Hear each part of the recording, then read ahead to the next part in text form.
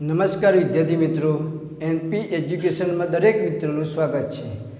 આજે આ વિડીયોની અંદર આપણે ધોરણ 6 અંગ્રેજીની અંદર યુનિટ નંબર 1 વેરની અંદર activity 8 it was cold day વિશે આજ અભ્યાસ કરીશું। તો વિદ્યાર્થી મિત્રો, અહીંયા થોડા શબ્દો લખ્યા છે, જે એક્ટિવિટીના અંદર જે તમને ભારે પડતા હોય તેવા શબ્દો અહીંયા લખ્યા છે। હવે તમારી નોટબુક અને ટેક્સ્ટબુક તમારા જોડે જ રાખજો, જેથી કરીને તમારે કોઈ બી વસ્તુ નોંધવી હોય તો તમે નોંધી શકો છો।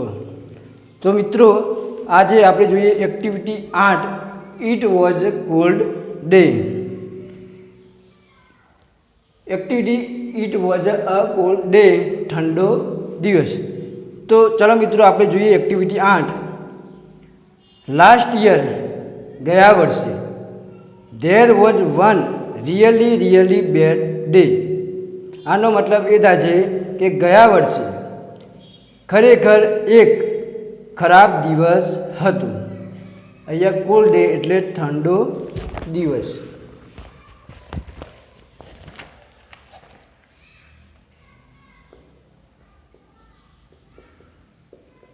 અને રિયલી એટલે ખરેખર, અને બેડ એટલે ખરાબ।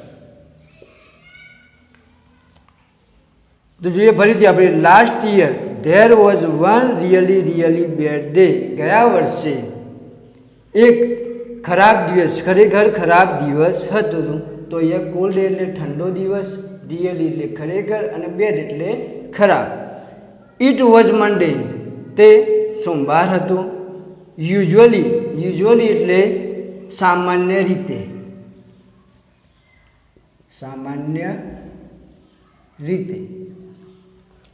Usually there are about 25 students in my class but that day, usually એટલે સામાન્ય રીતે, અહીંયા જોયું કે સામાન્ય રીતે મારી ક્લાસની અંદર 25 વિદ્યાર્થીઓ હતા, but that day, પણ તે દિવસે, there were only 5 students, ફક્ત 5 વિદ્યાર્થીઓ હતા। ઇટ વોઝ રિયલી કોલ્ડ, તે ખરેખર ઠંડો હતો। ઇટ વોઝ રેનિંગ અ લોટ, લોટ એટલે ઘણું। ઇટ વોઝ રેનિંગ અ લોટ, તે દિવસે ઘણો વરસાદ હતો। It was dark and grey outside, એટલે બહારની તરફ, ડાર્ક એટલે કાળું, અને ગ્રે એટલે ભૂખરું। તે દિવસે બહારની તરફ કાળું અને ભૂખરા કલરનું હતું। ધેર વેર નો સનશાઇન, તે દિવસે સૂર્યનો ઉદય પણ નહોતો। I think the student weren't at school because they were sick, they were at home. એનો મતલબ કે આઈ થિંક સ્ટુડન્ટ, મને લાગે છે કે વિદ્યાર્થીઓ, weren't at school because they were sick, સ્કૂલમાં આવ્યા નથી કારણ કે તે બીમાર હશે। અહીંયા સનશાઇન એટલે સૂર્યનો ઉદય,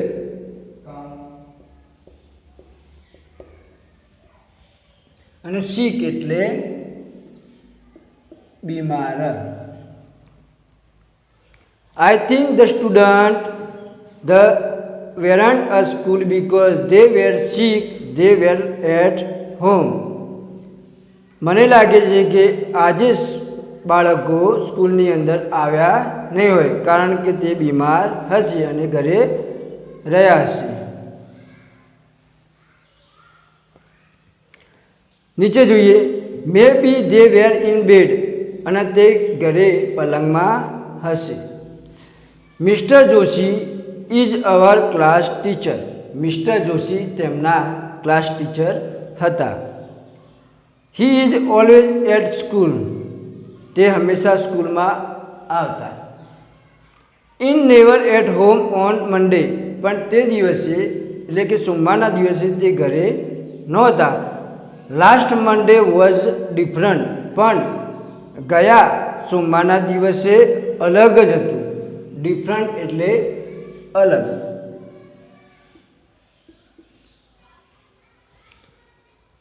હી વોઝ નોટ એટ હોમ, તે ઘરે નહોતા. He was in the classroom and it was cold, તે તેમના ક્લાસરૂમમાં ગયા અને ત્યાં ઠંડુ વાતાવરણ હતું. He was not in warm cloth, એમની પાસે ગરમ કપડાં પણ નહોતા. ઇનફેક્ટ, ઇનફેક્ટ એટલે હકીકત, ઇનફેક્ટ એટલે હકીકત, અને વોર્મ ક્લોથ એટલે ગરમ કપડાં.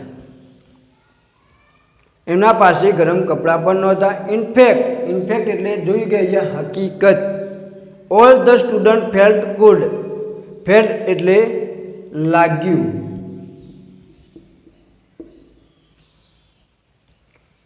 એમને એ હકીકત હતી કે બધા સ્ટુડન્ટો ઠંડા હશે એવું લાગ્યું. ઇટ વોઝ ફ્રીઝિંગ, તે ઠંડુ હતું. The school was like a refrigerator, school જાણે રેફ્રિજરેટર સમાન હતી. Our room was like a freezer, અને આખો ક્લાસ એકદમ ઠંડો હતો. And Mister Joshi was like ice, અને મિસ્ટર જોશી પણ ઠંડા હતા. The small class was cold, નાનો ક્લાસ ઠંડો અને ઠંડો હતો. It was raining heavily, heavily freezer એટલે ઠંડુ અને હેવીલી એટલે ભારે. And Mister Joshi was like ice, Mister Joshi પણ ઠંડા હતા. And small class was cold, cold અને કોલ્ડ, અને નાનો ક્લાસ પણ ઠંડો અને ઠંડો હતો. It was raining heavily, heavily એટલે કે ભારે, બહાર ભારે વરસાદ હતો. In left the school early, અને તેઓ સ્કૂલેથી વહેલા આવ્યા. જો પાછળ પાના નંબર 11 ઉપર, the rain stopped at night, રાત્રે વરસાદ બંધ થઈ ગયો. Next day the sun was shining, બીજા દિવસે સૂર્ય ઉદિત થયો. સો એવરીથિંગ વોઝ ઓકે, તો બધું જ સારું હતું. There were 25 student, not only 5, આજે 25 સ્ટુડન્ટ હતા, 5 નહીં. But where was my mister Joshi, પણ મિસ્ટર જોશી ક્યાં હતા? શાઇનિંગનો મતલબ એ કે ઉદય થવો કે ઉગવું. હી વોઝન્ટ ધેર, તે ત્યાં નકામો હતો. He was at home sick in bed, તે ઘરે હશે, પલંગમાં બીમાર હશે. તો અહીંયા વિદ્યાર્થી મિત્રો આપણે activity 8 it was a cold day અહીંયા પૂરી થઈ. તમને આમાંથી કોઈ પણ વસ્તુને ખ્યાલ ના આવ્યો હોય તો તમે અમને કોમેન્ટ બોક્સની અંદર તમે તમારું ઓપિનિયન આપી શકો છો. Thank you.